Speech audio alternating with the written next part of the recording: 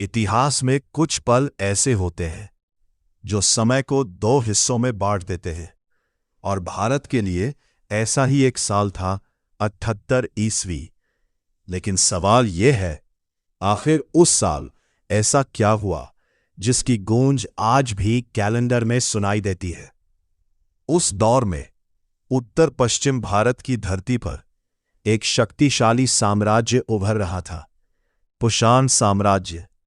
और उसके सबसे प्रभावशाली शासकों में से एक कनिष्क सिर्फ एक योद्धा नहीं था, वो एक रणनीतिकार था जिसने अपने साम्राज्य को मध्य एशिया से लेकर गंगा के मैदानों तक फैला दिया।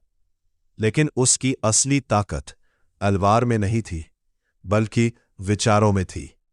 कहा जाता है कि उसके शासनकाल में शुरू हुआ शाका एरा, एक नया समय, एक नया अध्याय।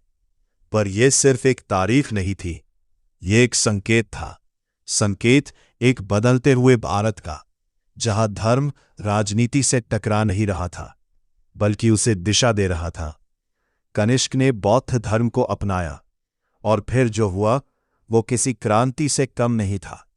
उसने विशाल स्तूप बनवाए, विद्वानों को संरक्षण दिया, और कश्मीर में एक महान बौद्ध सभा आयोजित करवाई। यहीं से बौद्ध धर्म का एक नया रूप उभरा, महायान, जो भारत से निकलकर चीन, कोरिया और जापान तक पहुंच गया।